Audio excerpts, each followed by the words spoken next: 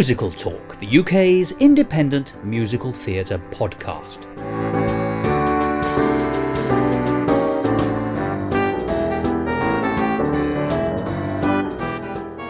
Hello and welcome to another edition of Musical Talk. My name's Foss Ribbits. Insert witticism or joke here. I couldn't think of anything this week, and besides, why should I do all the work? Well, the show we're going to be talking about this week on Musical Talk is one of those cult shows, which is a musical which I think differentiates the true aficionado of musical theatre from the average listener, in the sense that if you were to go into a typical workplace or talk amongst your friends who are not into musicals in the way that we are, poor souls, and said, I'm off to see title of show, you'd probably get a blank look. It's not a show that seems to be widely known, certainly not here in Britain, but I think is only known to people who love musical theatre. But that is us, and so, as that is us, let's talk about it. Or rather, let's listen to a conversation I had with three people who were responsible for putting it on at last year's Edinburgh Festival Fringe. Now, I've had reason to say before on Musical Talk that sometimes you meet people who are just absolutely charming. It's a real privilege to be a presenter for Musical Talk because you don't just get to talk to people about the very thing that you love and they love, which is musicals in general and their specific musical in particular, but also you meet people who are just charm itself, who are lovely, people who it's just nice to know.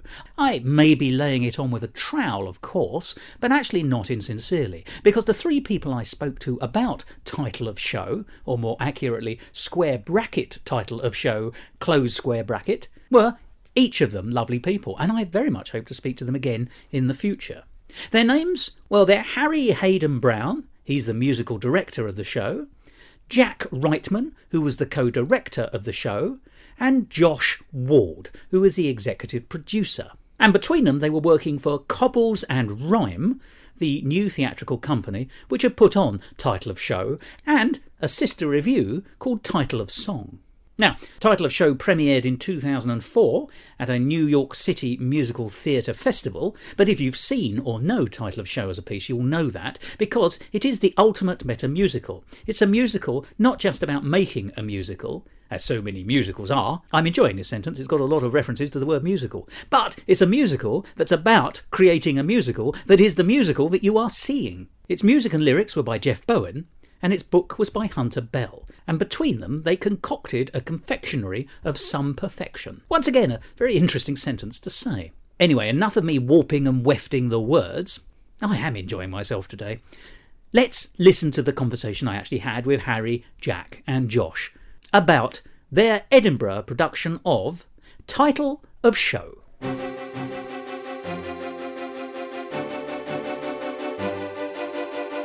Musical Talk. I'm Harry and I'm the co-director of Cobbles and Rhyme Productions and the musical director of Title of Show. My name's Jack, I'm the other co-director of Cobbles and Rhyme Productions and I'm also the co-director of Title of Show. I'm Josh and I'm the producer for Cobbles and Rhyme's production of Title of Show. So, Title of Show. People say meta theatre, which of course it is. It's a very curious piece, it's a very odd piece. I think just to set the scene for this conversation, would you care to have a stab at briefly describing what it's about or what it addresses, perhaps? Might be a slightly better way of putting that. Everyone's pointing to you. Yes, so it's the show chronicles its own creation, really. And it tells the story of Hunter and Jeff, two self-declared nobodies in New York, as they... Why? They might even sing a song about that. Yeah, no, they might. That might even be the second number in the show. They are looking to write something for a musical theatre festival, and so they give themselves a deadline of 3 weeks, and they try and come up with ideas of what to write, and they come to the conclusion that actually they can't think of anything to write, and what's actually more interesting is the process of them coming up with ideas to write. So the show they end up writing about is the process of them writing the show, which sounds much more complicated than it actually is. And they enlist the help of their two friends, Susan and Heidi, and together the show, Title of Show, chronicles the development of the show within the show. So how they then pass through the New Writing Festival, how it goes to the Vineyard Theatre, and then to Off-Broadway, and then eventually, I won't spoil it, where they do or don't make their way to the bright lights of Broadway, basically. Which is called the second act. So I've now spoiled for everyone. No. Well, the fact it has two acts is not necessarily a shocker. I'd quite like to address, first of all, how did you as a group land on this as a piece that you would like to do? So, myself and Hope, who co-directed the show, have been looking for a show to do at the Fringe for a while, and there are obviously a number of restrictions with the Fringe, namely time, budget, size. But also things that I think you can use to your advantage. Yes. The audience that is here and the space, rather than bringing something up that you really like as a musical and trying to adjust it to fit in, why not bring something which is well suited to the space and the audience? Yeah. I think that's... Yeah, no, exactly. And we sort of by chance stumbled upon Tide of Show, because I'd heard about it but never heard any of the music, never read the script, and myself and Hope one rather late night after a stressful rehearsal for another show we were doing in Bristol. Was that dress rehearsal or stress rehearsal? Stressful rehearsal, sorry. After a stressful rehearsal for another show we were doing, I said, let's just have a look at this script, and we read it, myself playing the male parts and her playing the female parts, and we wet ourselves because it was so funny. And we thought that the show only has, in terms of band, it's an onstage pianist. And in Larry, who's played by Harry here. Yes, quite aptly. Multitasking. Yeah, it's his first role on stage as well, so you're doing really well. I'm loving it. It's really good. I get lots of laughs, which you're not normally used to as a musical director. Well, it makes you an actor musician now, doesn't it? Yeah. It does. Technically, yes. Technically, you should be paid more. I should be paid, I think, 20 or 30% more than the zero that I'm taking. I was going to say, than the Edinburgh rate of nothing. No, exactly. And so the show seemed to really fit, and the show is about artists writing, creating, and celebrates the musical theatre form and theatre in general. And so we thought this is the perfect fit for a show in Edinburgh, and it's only an hour and a half long. There's no interval, so it's, in terms of time, it's on the slightly longer side of the shows you might see at the Fringe. But as a whole piece, we wouldn't need to cut it, and it really fit very, very well. It's a satisfying meal in an Edinburgh context. Yes. It doesn't feel too short, and it's not too long, so it's Yeah, and it was hilarious, and we thought it would be absolutely perfect. So I knew that the only person I would ever count on to musical direct it would be Harry. And then soon after that, Josh was brought on board to produce, and we all kind of kicked off from there. And let's briefly talk about who you are as a group before we then get into the nuts and bolts of the piece itself. So you're all from Bristol University, which is, if I may say, a powerhouse of musical theatre and writing and creativity, and has been for many years. I had the great pleasure of interviewing Pippa Cleary and Jake Brunger many years ago with Jet Set Go, and they weren't the last Bristolians that I've come across. So, it does have a bit of a reputation. A good one, that is. Yes. Pleased to know. Yeah. So you obviously knew each other. Yes. But you're a professional company now, Yes. essentially, aren't you? Yes. So we all sort of met through our various roles in musical theatre. So Josh and I studied music at Bristol, and myself and Jack have done many productions with the Theatre Society. We were coming up to graduating and looking at what we're doing afterwards, and we thought, why not set up our own production company? You can't keep doing things through university. Set up our own professional production company as an outlet for our own creations. It means we can effectively work for ourselves at some point in the future, and something for us to do immediately after university as well, following graduating. And So let's just hear the name of that company again. Cobbles and Rhyme Productions. I'm sure we'll talk about that again. Yes. My parents seem to struggle with that name. They call it like Pebbles and Slime and things like that, but Cobbles and Rhyme. Don't let them do your PR. Yeah. No, they're staying well away from it. But, So we put that together, and we thought our first venture may as well be at the Edinburgh Fringe, be it a month after our graduation. yeah. So we're the co-directors, and the we've company. brought on people who we really trusted to work with us on this production, and hopefully we'll be working with those people again because they've done a really great job. Yeah. I would just like briefly then to bring Josh in as producer, because it's very easy to say, we found this great show, we're going to do it just after we graduate, we're doing it in Edinburgh, we'd like you to produce, which is essentially saying, hello, we've got a lovely big headache and we'd like you to have it. Yeah, it's a very thankless job a lot of the time. But I don't. There's a part of me that's just kind of addicted to. Pain? Maybe that, but sort of I don't know. I really enjoy working towards sort of creating a piece of work that other people can enjoy, and working with people who are very passionate about things. And It's the collaborative aspects of theatre anyway, though, isn't it? I mean, that's what makes it so wonderful to be doing, let alone for us to be watching. Yeah. Before this, I'd produced a production of Sweeney Todd in Bristol as part of Bristol Is that Aquatic a sequel Society. to the original Sweeney Todd? Sweeney Todd in Bristol. No, Sweeney Todd, in Bristol. And I've worked with Harry loads. I'm a clarinetist, so I've played in pit bands under Harry's baton. And It's funny how sinister these things seem in the common life today, isn't it? and Jack had directed Into the Woods at Bristol, which I thought was amazing. And yeah, just getting to work with two people and many more besides that are very committed to creating content that people will enjoy, and putting on a good show is enjoyable for me. And yeah. But Edinburgh is a particular headache, isn't it? Because you've got to find... I suppose there are methods and frameworks into which you can connect, because there are various sort of groups and families of venues which you can sort of plug into. So that sense, that's all set up. But actually, Edinburgh is such a difficult place to put on a show.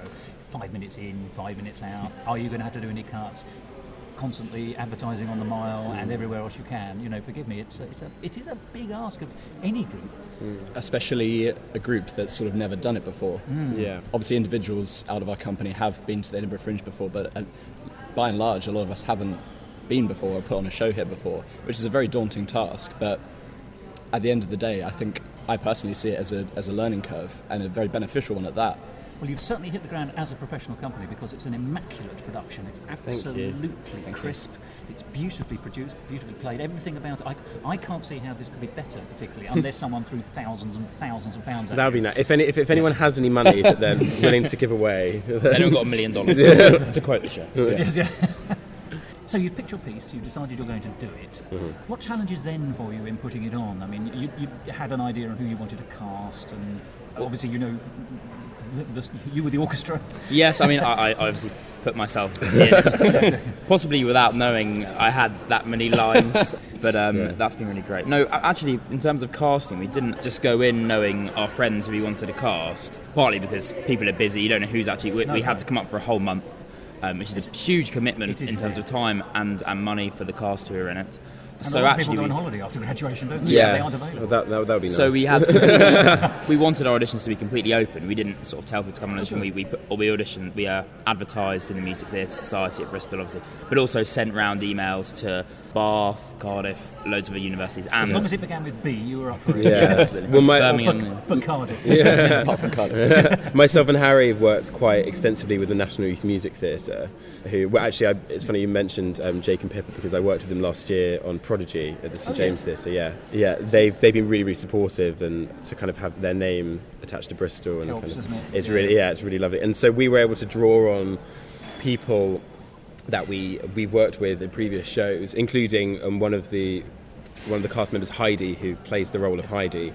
I can see how you cast. Yes, yeah. It was an obvious... I did a production with her 2 years ago, and Harry, assistant musical director of production she was in last year, and so we invited her to audition, and we invited her to bring anyone else she might have thought, and it just happened to turn out she was absolutely perfect for the role. Couldn't agree more. Your cast, each of the four, because it's essentially a four-hander plus Larry, Don't leave me out, guys. perfect for the role. So, you know, your eye for casting is actually extremely good, if you don't mind me saying. So it seemed. Thank you. Yeah, so I'll take we that. had. I mean- So you were saying, so two of the members of the cast are still at university, which is really quite incredible, because they're very accomplished, considering they're not currently in professional training necessarily for this, but they're already professional in there, their aren't they? performance. Yes, right, yeah. And like you said, one of them we know from National Youth Music Theatre, and another one is actually local to Bristol. So he had connections. I've been working with local youth groups, and he was an alumni of one of these local youth groups. So it's actually been really nice that the four cast, two of them knew each other, but they've all really come together. And we found, even in the weeks, we had a meet and greet a month or so before the show, and they all met up then. And since then, they've started a little group chat, and they were really getting on, and they've really hit it off, which is really nice to have people coming together. We've not just come up as a bunch of friends and put something on people we know. It has been.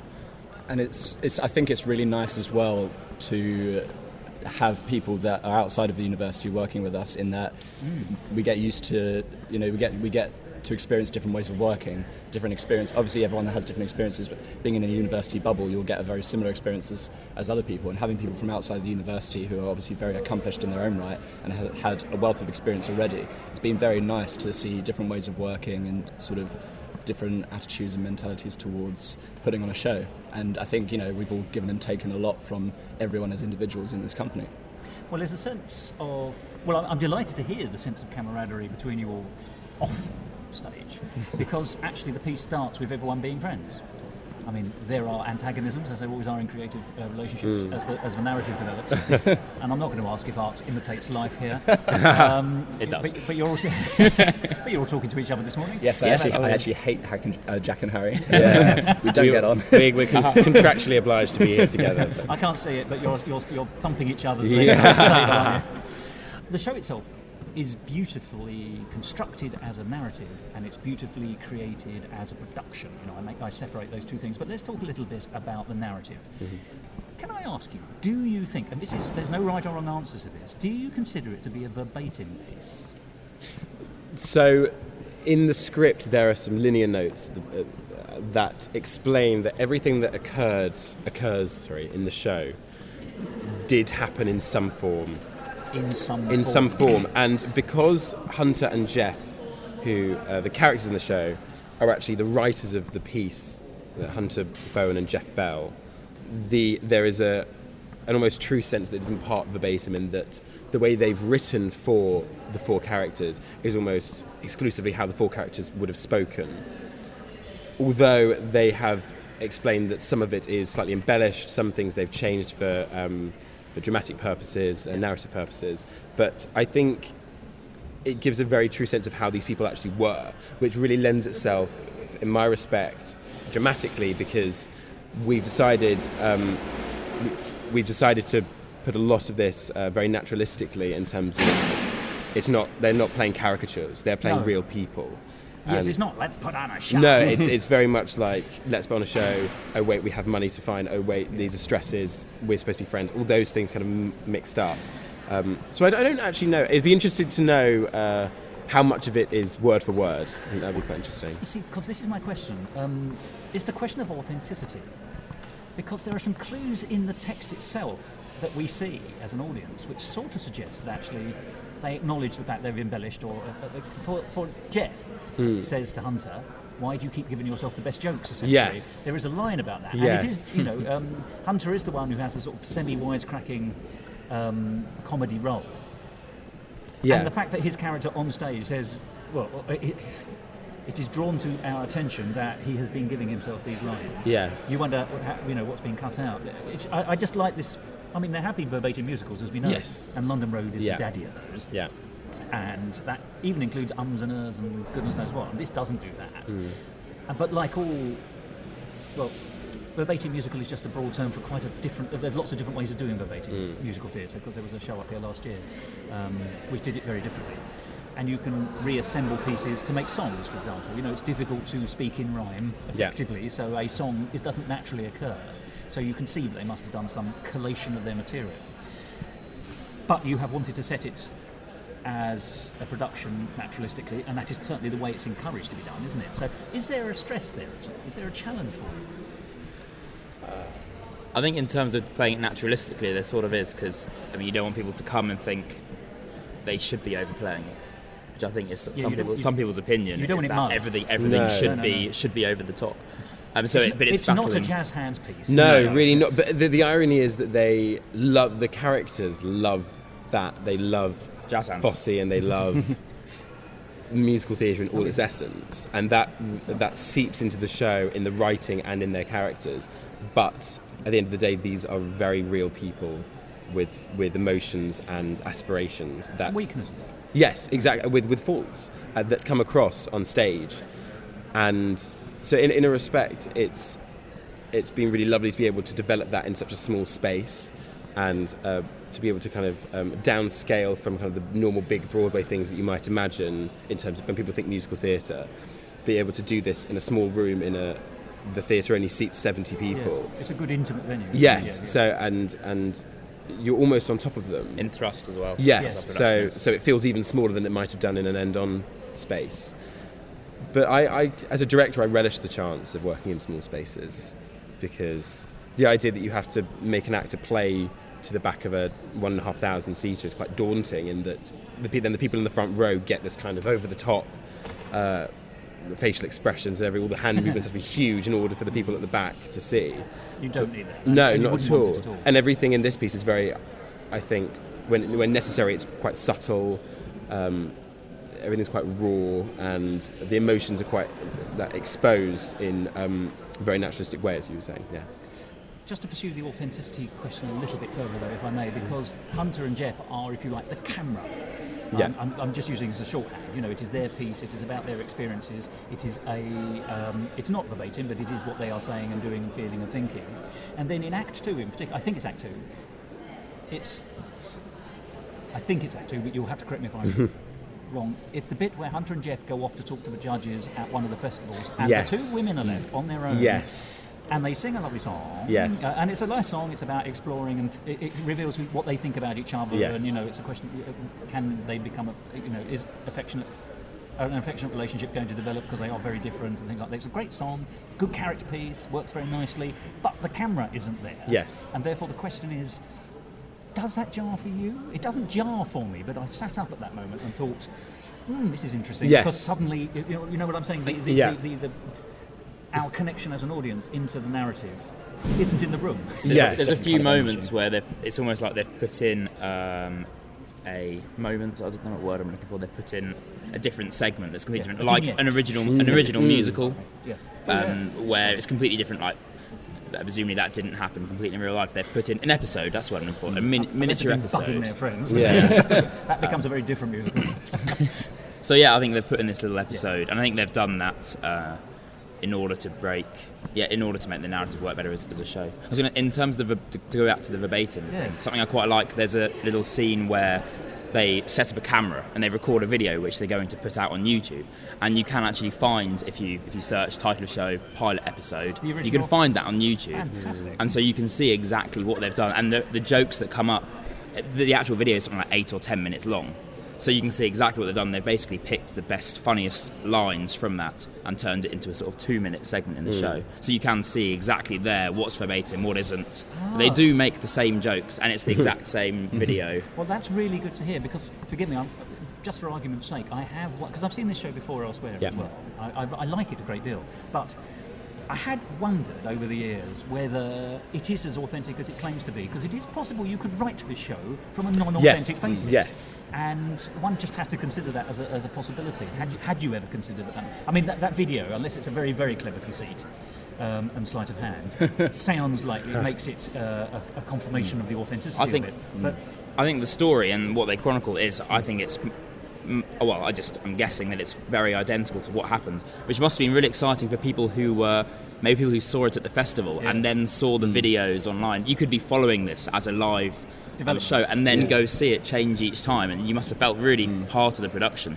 And now we're at the end of that. I mean, they've published it as a finished piece, and you can present it as it is. But that video does show, I think, that it was very authentic, and all they've changed is the dialogue to turn it into a finished piece of work almost. Yes. I think throughout the whole thing there are sort of a lot of moments of ambiguity from an audience perspective in terms of that authenticity, and I think that just in the end adds another dimension to the piece, whereby if you're thinking about that as an audience member, you're sort of questioning at sort of every moment sort of what is this about, is this real, or stuff like that. And I think Metacubed. Yeah, exactly.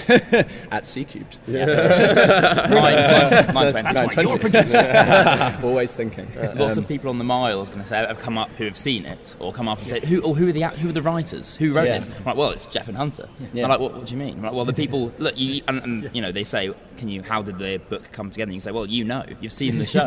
We've literally explained to you for an hour and a half what happened. And I think, people, that's really surprises people. This is also show you're working the musical. Isn't it, really? I mean, in fact, I think people leave the theatre asking questions about it, which I think at the end of the day is only beneficial for the show in its own right. They'll go home and they'll think about it. it is a show you take home, and those are the best shows. They really are. Yeah, some shows are absolutely wonderful, but they are just a snack.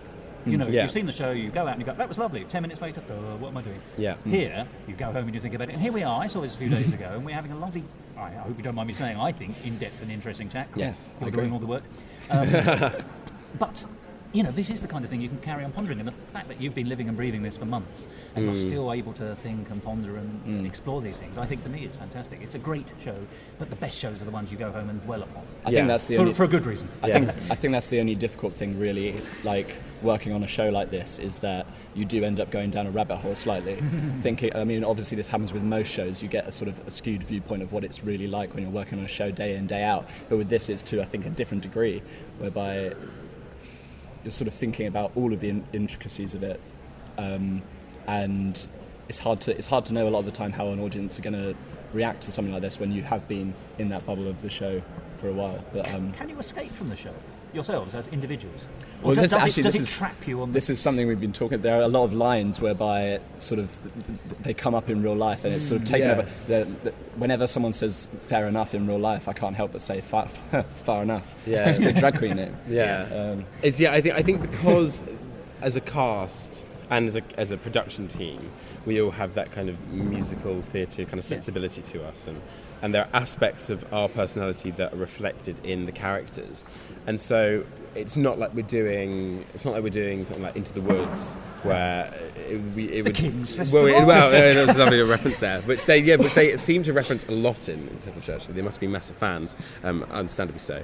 But the characters in this are very, in my eyes, very well drawn, and so that it is difficult because we find ourselves saying things at home in rehearsal, when you're definitely trying to escape from the show to keep your sanity, but it's near impossible because to back out slowly from the room. Well, no, to an extent, that the characters are really reflections on people who are very, very passionate on musical theatre, and as a company, we are extraordinarily passionate on musical theatre. Yes. So I can imagine, possibly not to the extent, but I can imagine Harry and I making an Into the Woods reference, because we worked on a production of Into the Woods together, so that could very likely happen. So things like that we'll be in discussion, and so there are times when we'll be sitting after a show just having coffee and stuff, and somebody will say something and somebody will reference it, and I'll be like, no, please stop, enough for one night. But we love it, and I think I've been very lucky to work on pieces as a director and as an actor that I've loved, because I can't possibly imagine what it must be like to work on a piece that you really don't enjoy. But yeah, this has been great, and so it's a small price to pay because the show is so great. So I'm really fascinated by this concept of actually, yes, because obviously when actors come to a piece, they do inform the character with who they are. No two productions are ever the same, and that's true of this, of course, as well. But because these characters are so delineated in a realistic environment, it must be quite difficult for an actor to bring themselves into the part. And as you say, it's the danger is that the part then in fact takes them over. Which is interesting. Sorry, forgive me. It's you were saying we cast very well. Yes. But you've seen this show before. But unless you cast the authors. Yeah, imagine. That's why they're so good. Yeah, she wrote the piece. It's quite strange because I think we felt that as soon as we started putting it on, we realised that these guys are almost exactly the same as their characters. But I did wonder, because we hadn't seen it before, so maybe they were just bringing themselves to it, which is why it worked so well. So Susan, who calls herself corporate whore in the production, I know this summer was working full days in an office in order to pay to come up to the Fringe, and I always found that's quite amusing. She would send us photos of her with the telephone, and it's almost identical to the telephone that she uses in the show, that typical grey office phone with the handset on. So I think that they have brought... welcome to my life. Yeah. Civil servant when I'm not here. No, I think they have brought a lot of themselves into it, and maybe the writing actually really lends itself to that. If someone finds slight similarities between themselves and the character, maybe it just really, really naturally aligns, and they just become that version of themselves, because they are, obviously they are acting, they are actors and actresses, but a lot of themselves I think does come through in the part. Well, I suppose they are, as you say, in their own terms, in their own phraseology, sort of nobodies from New York at the beginning, and actually we can all relate to being nobodies, because sure you three are not, but many of us are, we all live humdrum lives even under glitter if people are living that kind of life, Freddie Mercury still went out and had a sandwich every now and then. Yeah, exactly. Can we talk about the score briefly? Yes, absolutely. Harry stroke Larry. Yes. With Heidi stroke Heidi, it really is quite an interesting Yeah. approach you have taken. I must say. we changed Harry's name on Facebook to Larry Hayden Brown from Harry Hayden Brown. Method acting. Yeah. Method acting, yes. And your personality was obscured forever as well. The score. Now, it seems to me there are several different kinds of songs in the piece. There are here's almost a standalone kind of song or a conceit song. You know, for example, there is the song where an awful lot of Broadway flops are referenced. Mm-hmm. And then there are the songs which actually are a little bit more verbatim, if I can use that as a phrase, or realistic. As a musical director, do you treat them all the same? Do you treat them differently? How do you approach the score? And what surprises has the score given you? So I think for me, the score is about... I mean, I've done lots of musicals in the past, big orchestras and things. For me, this score in particular is about the dialogue and the words that are in it. I think that's what the whole show is about, getting that across, getting the comedy across in the words. I mean, the music book is... and lyrics are premiere. Yeah, I think so. And especially when I first started playing through it, I really enjoyed it, and there's catchy moments. But obviously it's not a huge orchestra in Sondheim. But actually, when you do go into it, and people have left saying, oh, the harmonies in this were incredible. And in reality, lots of it is very simple. It's very simple, 4-part sort of music theatre, harmonies and chords. But it comes across, and we've got very, very talented singers, so it comes across incredibly powerfully. It's so a I good, think rich tone, by the way, coming out.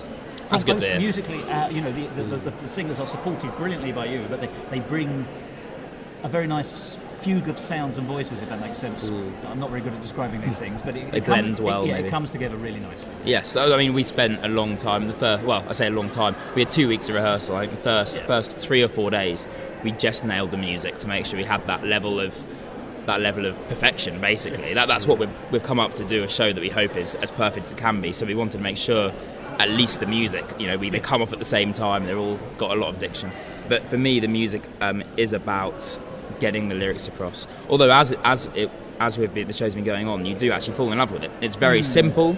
There's no crazy chords like there are in Sondheim, but there's something beautiful about the way the songs are written, the structure, the melodies are actually really catchy. They are, yes. And we're you feel singing- they oughtn't to be. Yeah, we're singing Nine People's Favourite Things, which is sort of the climax of the show at the end. I find myself singing that all the time, not just because we performed it at basically every single promo event every day this month, but it is incredibly catchy. And the song which Heidi sings at the end, The Way Back to Then, actually, it doesn't come out of nowhere, but the very first number, untitled opening number, is quite comedic, and it takes the mick out of musicals, and they're dancing around like they're in a musical. And I think that sets the tone, and you're expecting it to poke fun of itself and to be meta. And by the time you get to the end and things start falling apart a little bit, and Heidi sings the song about going back to then, it sort of hits you. When I read the script, it hit me as a bit of a surprise. I was getting used to all this humour, and then suddenly you're like, bam, this is quite real and quite emotional. But it has to have some teeth, doesn't it? Because it's not vicious, but it has some sadness, some it's not without break. It is about a relationship, about a set of friends, actually, and friendship goes through highs and lows, and the stresses of anything like this changes that. So it has to have to continue to be real and have some speech marks worth. I do put speech marks around that. It's got to have some kind of emotional depth. Yeah. And what's lovely about it, by the way, is the fact it isn't a love story. That's Yes. so refreshing. So refreshing. True. It's Viss and Gilbert and Sullivan, frankly. And even that pretends. Yes. Well, no, I think also what's lovely to see, it's slightly bizarre, but to see two lead male characters who are both openly gay, Yes. who it's not about them being gay. They just get, and that's fine. And it's jokingly referenced in one scene. And the irony is that both the actors identify as straight. So it's great to see that it's not being made a thing of. It's an acting job, isn't it? Well, exactly, and it's like it's just a part of it. It's just a trait of the character. Like that's just it. It's not like this is a show about two gay guys. Like No, and it really isn't. No, and not at all. As you say, if they were straight, it wouldn't actually No, make any it wouldn't real make any difference. The sensibility might change a little bit in one or two of the drag queen references. yeah, but no, exactly. You but might not be able to start with a shrimp gag, but not so easily, anyways.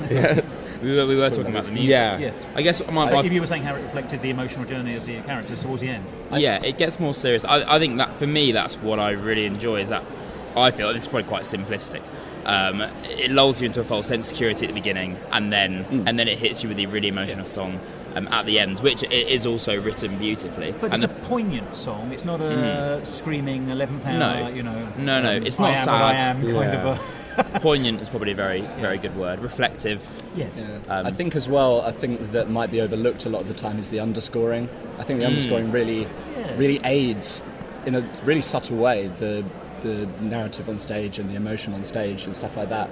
And also the other thing that I was thinking about was the fact that this whole sort of one piano thing, it could quite easily be seen as quite novelty, but I don't think it is that at all. It works very well. And the music is testament, I think, to the work's success. I didn't feel shortchanged at all. I mean, forgive me, your production is exactly pitched to the environment it's in, the audience it's getting. It just comes across marvellously. Forgive me, you've put a lot of thought into how you're going to do it, and I appreciate. Sorry? You're forgiven. Oh, I'm going to have that emblazoned on a T-shirt. But the thought you put in to make this exactly right, and it is exactly right. As an audience member, I went in hoping for the best, and when I came out, I had the best. I had. So, as a production team, you've thought carefully about what you're doing. And you'd be surprised, or maybe you wouldn't, how many people come up and just do a show. And you can just, speech marks, do a show. But you can engage with your show, you can think about your show. You can, the conversation you're having with me immediately tells me you've been thinking about these things. And so I can't fault it. Narrative question for you, if I may. Slightly cheeky question, and there is no right or wrong answer. I've said that before, but it's still true. Is title of show merely Merrily We Roll Along in the right order? And Merrily We Roll Along is referenced in the piece, of course, as a flop, in one of the flops. Merrily We Roll Along is a flashback show about a creative partnership which has collapsed, and then it goes back in flashback to their idealistic start about let's put on the show, and they're successfully doing so. It does not follow all the tropes and ticks and moves of that, even if you did Merrily in the chronological order rather than the narrative order. But there is an element of a creative partnership that starts off idealistically, gets a show which is a success, takes it further, a little bit of difficulty in that relationship in terms of stress. Do you see what I'm saying? No, completely. Jeff and Hunter would have definitely known, they would have seen parallels. I mean, they're obviously massive music theatre experts, so they must have known. They everything they do, I'm sure they're referencing something. Yes. There's a bit in the score where, I don't know if this is the case, she says Miles, and she's got a blues note, and I jokingly said to my assistant director, maybe he's referencing Miles Davis. It's very specific, but I don't know if they probably didn't use it as a basis, but I think that their story is quite universal to like theatre creators, people who work in the theatre industry, and that you often get a lot of partnerships. One that puts off the top of my head is Pasek and Paul, two American composers. And what have they done just for the rest? So they worked on Dogfight. Oh, right, okay, yes. Yes, they wrote a number of songs for the TV show Smash, Edges, things like that. So they're contemporary. Yes, very much of now, aren't they? Very much now. I think that because, to go back to Stephen Sondheim, he always talks about collaboration and how he loves collaborating, and that I really believe that theatre, on the creative team and the cast, but particularly on the creative team, is a collaborative effort. And so there's always going to be tensions and things like that. So when you're then telling a story about creators, especially with a partnership of people who are very good friends and then they decide to collaborate, I think there are going to be parallels with that. Whether it's Merrily Roll Along backwards, I can't answer that. And it is a slightly facetious point I'm making. Possibly. But I thought it was an interesting. It's interesting. It is interesting, and the fact that they reference it, I think that we could ask. I mean, we've been in Twitter conversations with Jeff and Hunter. Why? Because there was a bit at the beginning. There was a bit at the beginning when. In Untitled Opening Number, which for the people who haven't seen the show, it's foolish people. Yeah, foolish people. You should definitely get down. You have to get down at 9:20. I will be asking. The Untitled Opening Number is kind of like a bit like a prologue almost. In that it kind of sets up the show, but it's not within the realm of the show. And they reference a bit, and they say these are shapes, and it's very specific. These are shapes on the beat. And I tweeted, I believe it was Jeff. I tweeted him saying, doing a production of Title Show in Edinburgh, really stumped as to what this could be referenced to. Is this a reference? Is this something that I've missed? And he replied saying, no, this is just Shapes. This is just 3 shapes. Oh, really? And we were like, right. It is what it says. Exactly. It says, and I think that's the It beauty. has hidden shallows. Well, yeah, no, exactly. It's that there's lots in the show that is very, very deep into obscure references, Which but- they mention in the show as well. which they say it's too obscure. They let you know that it's postmodern. yes, but there's also stuff that they've kind of come up with themselves, and that then has to be celebrated in itself. So, yeah. Well, in many ways, it is the celebration of an idea, isn't it, as well? Because the reason it's so original is because there isn't anything quite like it before. And anyone who does anything similar now will always be, oh, isn't this just more Title Show 2, or Yes. Title of another show, or whatever it's going to be. Just for the record, do you happen to know what they've done since? So That difficult second album. I know that Larry Pressgrove works as a vocal coach in America. same job then, effectively. Again, I sent him a Twitter message, but he didn't respond. I mean, his last tweet was, I think, in 2013. So he's obviously not active on Twitter. Quite a but quiet vocal coach. he is, but he is working as a pianist, music director, and vocal coach in America. So that's what I know. I know what my I other love half the is research doing. you've been doing. That's fantastic. The writers continue to work with the girls on. I can't remember what it was called. It was a specific piece, and then but the Heidi and Susan have then gone on to be more success on Broadway, particularly Heidi, who was recently in a production of Something Rotten, Oh, right. and then is now. Which is the name of the piece. Which is the name of the piece, yes. Again, Not the review. another another show that actually is very self-referential and kind of an ode to musical theatre. And then she's now going to be playing the mum in the out-of-town tryout of Freaky Friday, the musical. Oh, yeah, gosh, right, yes, okay. based on the Disney film with Lindsay Lohan. So she's Well, Lindsay Lohan the second time round. yes. I think that's a remake. I mean, forgive me if Yes, you yes, reach the exalted age I have. You may remember the original. Sorry. Just listen to the old bald man. So they've continued. I believe that Jeff and Hunter went on to write for TV. I think that they ended up doing some musical stuff for TV, but don't quote me on that idea that we're doing a podcast, so I'm 100% quoted. But so if anyone wants to find out more about them, just give them a tweet. I'm sure they'll be happy to. They're very nice on Twitter. So, what next for the company, and what next for the three of you, if you don't mind me saying? So, for us, it's a big question. I mean, obviously Isn't we came here with this show, and it's really hard when you're putting everything into a show, especially as our first production. You're not necessarily thinking completely ahead. You're thinking, let's get this out of the way. For me, I've said this a few times, I would love to do something new, something original, some sort of commission. Yeah, completely new. Creatively, that would be an absolute joy. I've never worked on a full new musical. I've done lots of workshops and things, but it'd be really great to see something almost from conception to completion. And I'm sure Josh would agree, financially, it'd be a lot more agreeable. Rights-wise, you spend a lot of money on the rights something because it's guaranteed to be good. Of course, absolutely. Yeah. And it'd be really exciting, especially something at the Fringe. If something is new, I think it gives it a little bit of a boost because people are here more often than not to see something brand new and see what. See something they haven't seen necessarily before. Yeah. Yeah. Yes, well, new writing is one of the reasons I come. Yes. Frankly. Yeah.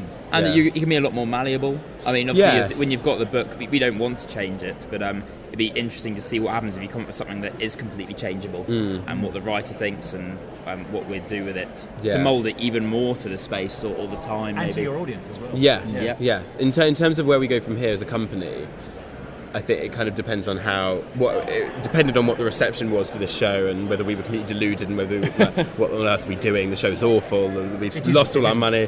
But yeah, luckily the response has been very positive. Harry and myself are looking into bringing something up next year, and so we're going kind of down two avenues. One which is commissioning something.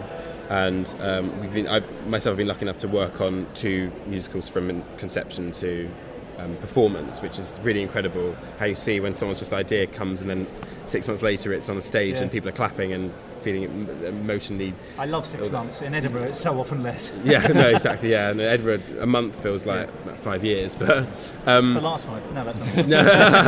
do you see what we're doing? Working backwards. But and then so we would also look into taking shows that are normally done quite large scale and really reducing them down and kind of stripping them back, and kind of just what happens if you do a production of, I don't know, say Oliver with just a piano and a very small cast, and you really you look into its delve into it emotionally. You look into the darkness of it at the end of that. For example, Oliver's set in Victorian London with all these kids living in a house with a strange old man, and he makes them go out and pickpocket, and so that kind of thing. And yet he's better than the established. Well, exactly. So that's the oddness. Yeah, isn't it? and the parallels are really quite odd in Oliver. But yeah, that's a discussion for another day. Yes, but no, exactly. Maybe So taking something like that and sort of not turning it on its head, but reimagining and rethinking it. Yeah, and kind of stripping away some layers and bringing other things out, especially for a small. We would like to stay intimate. I think that's what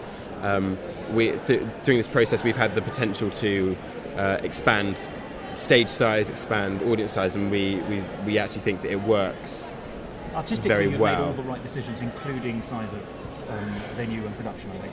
Yeah, we love it. It's a bit the theatre could be a bit chillier, but be careful what you wish for. I know, yeah, no, true. We'll end up in the rain one day. Absolutely. But yeah, it's Noah's flooding. Benjamin Britten might go a long way. No, exactly. But it's we love it in there. It's kind of it's sort of feel like home actually in a bizarre sort of way. But in terms of what we're doing as individuals. I'll go first because I'm probably the least interesting out of the three of us. We were talking about Bristol, and obviously we're all from Bristol University, just graduated. But I want to stay in Bristol for another year and try and engage in the artistic community there. It's a great city for that. I've been lucky enough over my 3 years at university to have a wealth of experience in so many different artistic mediums, which I'm finding a joy. I just want to gain more experience in whether it's production or creating stuff. I'm a musician by trade, so I just sort of enjoying getting a wealth of experience in different artistic experiences, really. So I'm hoping to see you all again here next year in some capacity, by the way. Yes. No, I think the plan is definitely, as a company, to stay with the team we have. If we were to do another project, it would be to draw on people that we rely on, we know work really hard and contributed very much to the success. At the end of the day, it's very easy for Harry and I to sit here and be like, oh, our show was great, but actually we've done, compared to Josh here and Hope, my co-director, and a very, very large team we have, we're kind of the rather attractive faces of it. No, but no. Speak for yourself. No, we're it's a massive machine that works. So we would love to work with these people in many different capacities in the future. For myself, I go off to study an MA in musical theatre performance at the Royal Academy of Music in September. Well, thank you. So that will be my life weekdays, but the plan is to continue with this, and also to keep me from becoming mind-numbingly bored when I have to become a waiter as an out-of-work actor. So this will be an outlook for my creative expression. So. And I'm going to be working. I'm living in Bristol next year. Got a house, and I'm working in Bristol as a music director. I've got quite a lot of connections with lots of the local youth groups who do really exciting productions, and it's actually an opportunity where you can do shows with big orchestras. So I can draw upon people I know at the university and the surrounding areas who don't yet need to be paid huge amounts of money as professionals deserve. You can do big productions with very talented musicians who are on the verge of becoming professional. And it's a very exciting place to work, and actually we did a production of Thoroughly Modern Millie with Bridgewater College with a huge orchestra made up of very talented musicians. And it's very when I start moving into professional work, I'll be looking at reducing orchestras to as small as the producer, or as large as the producer might allow me to. That's kind of the weird kind of polar aspects that we have as myself as a performer. That I love performing with a massive orchestra, and that can only really be done when you have someone who's incredibly dedicated as a musical director and someone who's very resourceful.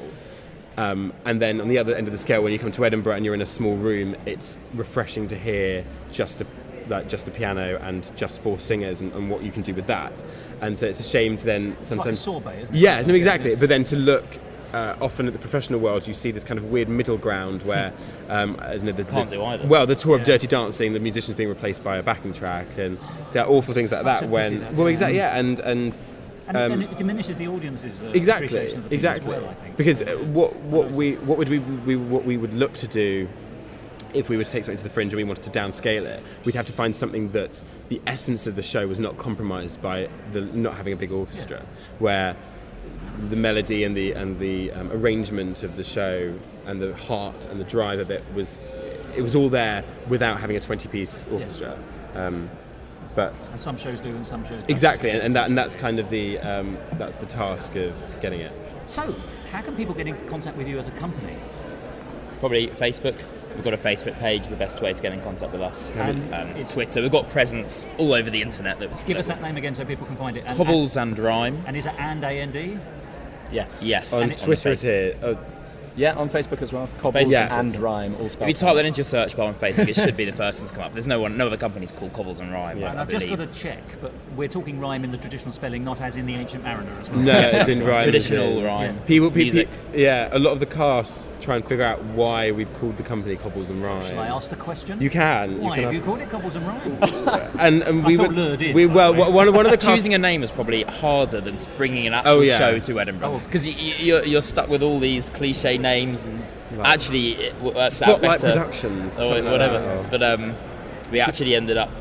Yeah, one of the cast members thought, oh, it's really interesting because like the cobbles in Bristol and what was the rhyme? The rhyme, the literary history. The of literary Bristol. history. It was actually because I was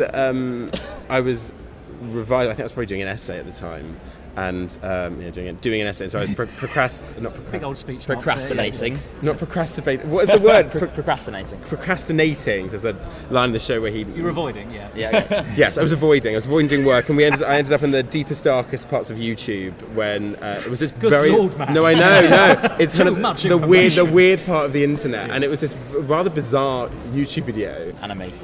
It's animated cartoon for adults. It's actually hilarious. It's called "Don't Hug Me, I'm Scared." If you go on video, please don't think I'm that bizarre, but it's very funny. And one of the characters said cobbles, and then about 10 seconds later, it's a song, and then said rhyme, and I was like, and it kind of just weirdly fitted. And There we go. and there we are. And There we people now. are like, and so because of the musical aspect of Harry, people are like, oh, he's rhyme, so I must be cobbles. So I don't know. detective. That makes me it makes me sound a bit like a scatterbrain. But although I don't have things organised, kind of like cobble it together at the last moment. But it is just kind of a thing that we think it's got kind of a nice ring to it. It has, yeah. So yeah, we're works. Cobbles and Rhyme Productions. And if you wanted to get in touch, you could also. We have a rather snazzy website with far too much going on, probably. But Can that be found? that can be found if you type in Cobbles and Rhyme Productions on Google. We'll be there. It's cobblesandrhyme.co.uk, isn't it? Yes. And also, there's our email address is there. It's contact@cobblesandrhyme.co.uk because I told someone .com the other day and they got rather angry at me because the email didn't send. So .co.uk. Yeah. Well, gentlemen, it has been truly enjoyable for me to be able to talk about this show so in depth and to speak to 3 highly intelligent, thoughtful people about it. And I should thank you because it's just a wonderful show. You have all created something very special. Thank you. Thank you. An absolute 5-star show, and I'm delighted you. to have seen it. Thank you. Thank you. Thank you very much. Thanks so much. Thank you.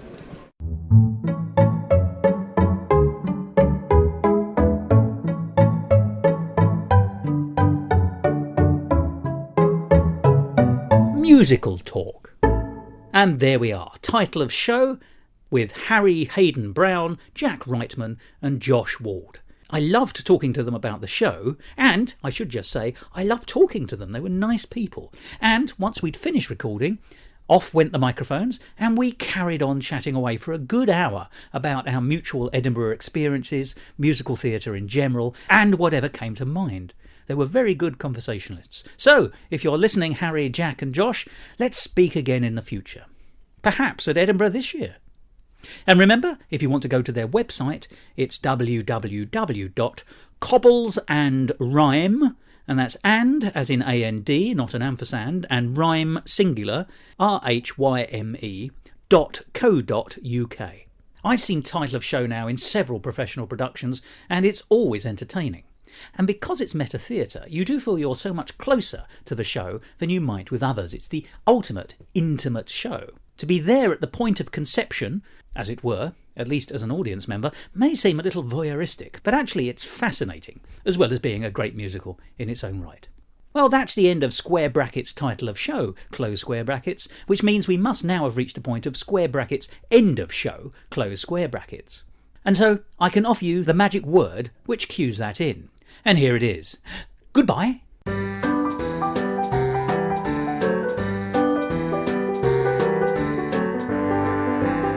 This episode of Musical Talk edited and presented by Thos Ribbits.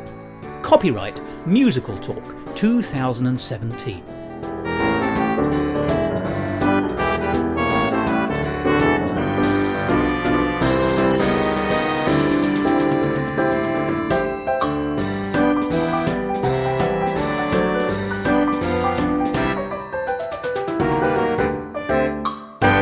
To find out more about the world of Musical Talk and listen to past episodes, go along to our brand new website, musicaltalkpodcast.weebly.com, or subscribe to us on iTunes, and follow us on Facebook and on Twitter. And if you want to follow me on Twitter, you can, at musicaltalkthos. Let us talk about this production. First of all, well, let's get the business end of the market out of the way. You aren't here in Edinburgh until when? The very end of the month. So it was the 29th. 29th. It's the last performance. Which is when the festival closes. Yes. Isn't it? You are here to the end. Yeah, the very end. We'll be there on our last legs. Yeah. On the schedule it says... We've got this diary that I compiled on Google Drive, which organises all of our day-to-day work, and at the very end, the last comment is death, and the next morning is resurrection. The morning or afternoon? I think you are entitled to a lie. I think that's about 1 p.m. That's scheduled in for. After we clean and move out of our house Yes. at 10 a.m, I think. Oh, yes. The joys of Edinburgh.